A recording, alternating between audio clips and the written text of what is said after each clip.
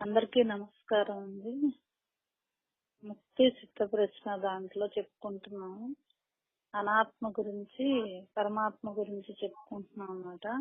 ఎంతవరకు తనను పరబ్రహ్మము కన్నా వేరుగా తలంచున్నాడో అంతవరకు అట్టివాడు కర్మబద్ధుడే మోహము చెంది జనన మరణ రూప సంసారమును తిరుగుతున్నాడు. కాబట్టి జీవేశ్వర భేదము అజ్ఞానమే. జీవుడు వేరు, ఈశ్వరుడు వేరు అనుకోవటం అజ్ఞానమేనని చెప్తున్నారు అన్నమాట. అభేద జ్ఞానము వినివృత్తి భవేత్తస్య సమ్యజ్ఞానము చేతనే మోక్షము వస్తుంది. సమ్యజ్ఞానం అంటే జీవుడు పరమాత్మ ఒక్కటే, రెండు కాదనే తెలుసుకోవటమే సమ్యజ్ఞానం అన్నమాట. సర్వేషామపి చైతేష మాత్మజ్ఞానం పరం స్మృతం తద్వగ్ర్యం సర్వ విద్యానాం ప్రాప్యతే విమృతం యతః. కర్మోపాసనాది సాధనలలో ఆత్మజ్ఞానమే ముక్తిని కలుగజేయినది. కర్మ ఉపాసన భగవంతుని గురించి ఎన్నో సాధనలున్నా, ఎన్నో మార్గాలున్నా సరే చిట్ట చివరి మార్గం ఏంటంటే ఆత్మజ్ఞానమే ముక్తిని కలుగజేయినది. కనుక అదియే శ్రేష్టమని సమ్మతము. అదియే అమృతం అంటే మృతం లేనిది, చావు లేనిది ఏంటంటే ఆత్మజ్ఞానం. ఇక ఆత్మకి ఎట్లయితే చావు లేదో దాని గురించి తెలుసుకునేది కూడా ఇక ఇంకొకటి లేదు కదా. ఇవన్నీ కూడా మార్పు చెందుతూ ఉంటాయి. ఈ దారి కాబట్టి ఇంకో దారి వెళ్ళు, అట్ట ఎళ్ళు, ఇట్ట ఎళ్ళు అని చెప్పి మనిషిని సాధకుని భ్రమలకి గురి చేస్తాయి. కానీ ఆత్మజ్ఞానం ఇక భ్రమలకి గురి చేయటం లేదు. ఒక్కొక్కటి విషయవాసనలు తెంచుకుంటూ వెళ్ళిపోవటమే తప్ప దానికి ఇంకా మళ్ళీ పక్క చూపులు గాని ఇంకో ధ్యాస గాని లేదు. ఎందుకంటే ఆత్మజ్ఞానం అంత కలుగజేస్తుంది అన్నమాట. ఏంటిది? ఆనందాన్ని కలుగజేస్తుంది. అదేంటిది? మృతం లేని ఆనందం. మృతం లేని ఆనందం అంటే చావు లేనిది ఏంటి అంటే ఆ భగవతత్వం దాన్ని తెలియజేస్తుంది అన్నమాట మనకి. సమ్యక్ దర్శన సంపన్న కర్మభిర్నిబధ్యతే దర్శనేన విహీనస్తు సంసారం ప్రతిబధ్యతే. సమ్యక్ జ్ఞానము కలవాడే కర్మలచే బంధింపబడడు, లేనితో సంసారమును పొందుతున్నాడు. ఆ సమ్య జ్ఞానం అంటే సమమైన జ్ఞానం. సమమైన జ్ఞానం ఏంటంటే అందరిలో ఉన్నది, అంతటా ఉన్నది అనే జ్ఞానం ఎవరికైతే కలుగుతుందో సాధకుడికి వాడేంటి సంసారమును పొందడిక, బంధింపబడు. సంసారంలో ఉంటాడు గాని తామరాకు మీద నీటి బొట్టులాగా అంటకుండా ఉంటాడు అన్నమాట. ప్రజయా కర్మణ ముక్తిర్ ధనేన చ సతాం నహి త్యాగే నైకేన ముక్తిస్యా దత్తత్ భావే భ్రమంత్యహో. ప్రజలచే గాని కర్మలచే గాని ధనముచే గాని ముక్తి కలగదు. ప్రజలు నాకెంతమంది ఉన్నారు, నాకెంతమంది ప్రజలు ఉన్నారంటే ముక్తి కలుగుతుందా? ముక్తి కలగదు. ప్రజలు దేనికయ్యా అంటే ఇహానికి నీకు చేస్తారు గానీ నువ్వు పరానికి వెళ్ళాలంటే నీకేం చేస్తారు? వాళ్ళు ఏం చేయలేరు. వాళ్ళు ఎవరికి వాళ్ళు చేసుకోవాల్సింది. కర్మలు రకరకాల కర్మలు, ఎన్ని రకాల కర్మలు దేంతో చేస్తాం? కర్మలు మామూలుగా ఇంద్రియాలతో చేస్తాం. ధనముచే గాని ముక్తి కలగదు. ధనంతో కొనుక్కునేటట్టయితే అబ్బో కోటాను కోట్లు డబ్బులు ఉన్న వాళ్ళందరూ కొనుక్కోవచ్చు, అది కలగదు. కర్మలొచ్చే అంటే ఇంద్రియాలతో చేసినా కలగదు, ప్రజలతో కలగదు. మరి ఎట్లా కలుగుతుంది ముక్తి? కేవల జీవబ్రహ్మ అభేద జ్ఞాన త్యాగము చేతనే ముక్తి సిద్ధించును. జీవుడు వేరు బ్రహ్మం వేరు అనేది కాకుండా జీవుడే బ్రహ్మం అని. ఎప్పుడు త్యాగం అంటే ఏం వదిలిపెట్టాలి? నేను నాదే అనేది వదిలిపెట్టాలంటే ఏం చేయాలి? అసలు నేను తెలుసుకోవాలి. అసలు ఎవరుంటే నేనున్నాననేది తెలుసుకుంటే ఈ భౌతికంగా వచ్చిన నేను నాదనేది త్యాగం చేస్తాం. ఆ త్యాగం చేస్తే ఏమవుతుంది? మోక్షం సిద్ధిస్తుంది. దేనితో? సంసారమున గిరగిరా అని తిరుగుతున్నారు. ఏముంది? పునరపి జననం, పునరపి మరణం, పునరపి జనని జఠరేసేయని. మళ్ళీ తల్లి గర్భంలో ప్రవేశించడం, మళ్ళీ శరీరం చాలించడం, మళ్ళీ పుట్టడం, మళ్ళీ చావటం, మళ్ళీ పుట్టడం, ఇదే పని. గిరగిరా తిరుగుతున్నాడు. నాణ్యత కర్మకోటి విషి జీవబ్రహ్మ భేద జ్ఞానం లేనితో కర్మకోటులచే బంధ విమోచనము కాజాలదు. జీవబ్రహ్మ అభేద జ్ఞానం లేకపోతే ఎన్ని నువ్వు కర్మలు కోట్లు చేసినా సరే నీ బంధంలోంచి విముక్తి కలగదు. ఎప్పుడైతే ఆత్మజ్ఞానం పొంది ఈ తత్వరహస్యం తెలుసుకుని నువ్వు త్యాగం చేయగలిగితేనే బద్ధుడు కాకుండా ముక్తుడవుతాడు అన్నమాట.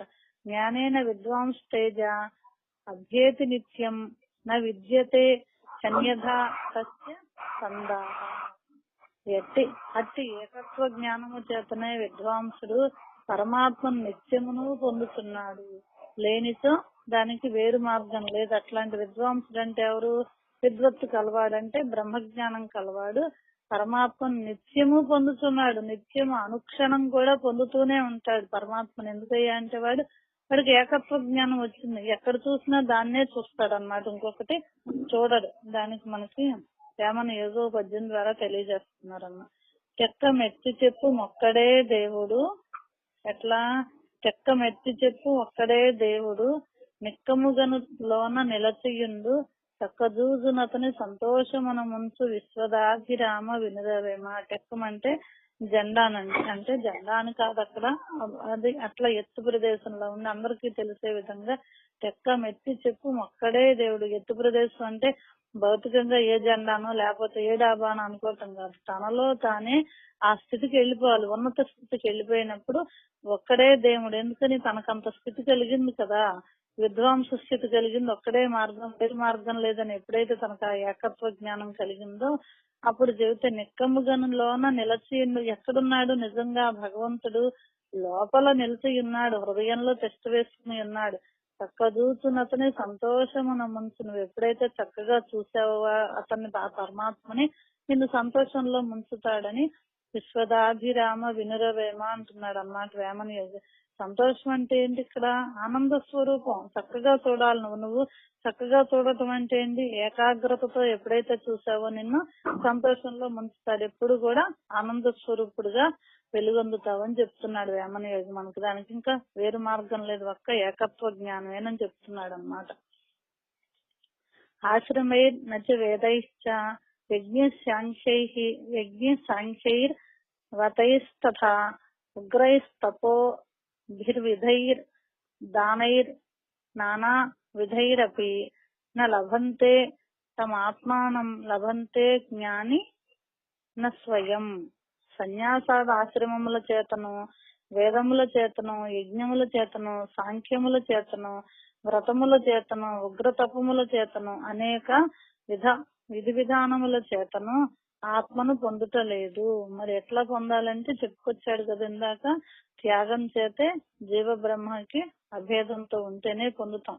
ఆశ్రమాలు సన్యాసం అని, వానప్రస్థం అని, గృహస్థం అని, బ్రహ్మచర్యం అని మనకు 4 ఆశ్రమాలు ఉన్నాయి కదండి. ఏ ఆశ్రమం చేత పొందడు. వేదాలు చదువుకుంటేనూ తెలియబడదు, యజ్ఞం చేసినా తెలియబడదు, సాంఖ్యయోగం తెలుసుకున్నా తెలియబడదు, వ్రతాలు చేసినా తెలియబడదు, ఉగ్ర తపస్సులు చేసినా కూడా తెలియబడదు, అనేక విధి విధానములు చేసినా పొందట్ల. అట్టి ఆత్మను జీవ బ్రహ్మ జ్ఞానముచే జ్ఞానులు స్వయముగా తెలుసుకాంచుతున్నారు. ఎట్లా? జీవ బ్రహ్మ అభేద జ్ఞానంతో, జీవుడు వేరు బ్రహ్మము వేరు కాకుండా అంతా బ్రహ్మమేననే జ్ఞానం ఎవరికైతే వాళ్ళు కలుగుతుందో వాళ్ళు స్వయంగా కాంచుతున్నారు. ఎవరు చెబుతల్లా. ఎందుకని? ఎవరన్నా చెబితే వచ్చేదా? ఇది లేదు కదా. అందుకని తనకు తానే స్వయంగానే పొందుతున్నాడు అనమాట. ఏంటది? జీవ బ్రహ్మ అభేద జ్ఞానము, నేనే బ్రహ్మం అనే జ్ఞానాన్ని జ్ఞానులు స్వయంగా పొందుతున్నారని చెప్తున్నారు. దానికి మనకు వేమన యోగ పద్యం చెప్తున్నారు.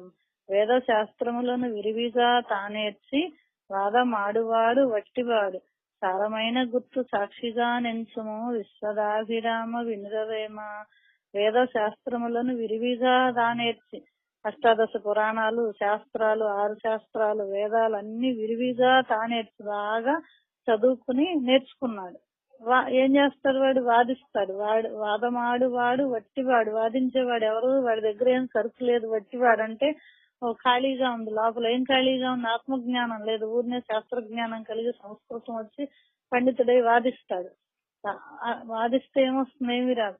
సారమైన గుర్తు సాక్షిగా నించుము. సారమైన గుర్తు అంటే అసలు ఏముంటే నువ్వున్నావు అనేది తెలుసుకుంటే సారం. అన్నిటికంటే సారం ఏంటి అంటే అందులో ఎవరున్నారు? పరమాత్మ ఉంటేనే కదా మనం వేదం చదివినా, సత్సంగం చెప్పినా, మాట్లాడినా, విన్నా, ఏది చేసినా ఆ గుర్తునే నువ్వు సాక్షిగా తెలుసుకోవాడు. పరమాత్మ సాక్షిగా ఉంటే నేను ఇన్ని పనులు చేస్తున్నాను, నాకు ఇంతటికి ఆధారం ఆయనేనని చెప్పి అని నువ్వు తెలుసుకోమని చెప్పి మనకు విశ్వదాభిరామ వినురవేమని వేమన యోగి చెప్తున్నారు అన్నమాట. సారమైన గుర్తు సాక్షిగా నించుము. వాదం ఆడితే నీకేం తెలియదు. వాదం ఆడేవాడు ఎప్పుడు ద్వంద్వంతో ఉన్నవాడు వాదిస్తాడు. అద్వైతంలో ఉన్నవాడు ద్వైతంతో ఉన్నవాడు ఎప్పుడు కూడా బ్రహ్మ జ్ఞానాన్ని పొందలేడు. ఎందుకని? రెండు మాటలు మాట్లాడతాడు, రెండు భావాలతో ఉంటాడు. వాడు వాదిస్తాడు. వాదన ఎప్పుడు వచ్చినాయి అంటే రెండు వచ్చినప్పుడు వాదన వచ్చింది. రెండు లేకుండా ఏకత్వ భావంలో ఉంటే ఏం జరిగింది? మౌనం వచ్చింది. మౌనం అంటే ఎట్లా ఉంటాడు? మనస్సుని మౌనం చేసుకున్నాడు. అంతకు ముందే చేసుకున్నాడు మౌనం. వాడు వాదిస్తుంటే ఏం చేస్తాడు? వీడు మాట్లాడు. ఎందుకయ్యా అంటే వాడికి తెలియదు అనేది వీడికి తెలిసిందనేది వీడి అనుభవపూర్వకంగా ఉంది, అహంకారంతో కాదు, అనుభవపూర్వకంగా ఉంది కాబట్టి మౌనంగా ఉంటాడు అన్నమాట. వాడే స్త్రీ భక్తుడు అన్నమాట భగవంతుడికి. ఈ ప్రకారము శృతులు, స్మృతులు, పురాణములు ఆత్మజ్ఞానము చేతనే మోక్షమని చెప్తున్నవి. ఇకను తద్యోయో దేవానాం ప్రత్యబుద్ధ్యత స ఏవ తద భవత్తదార్శీనాం తథా మనుష్యాణం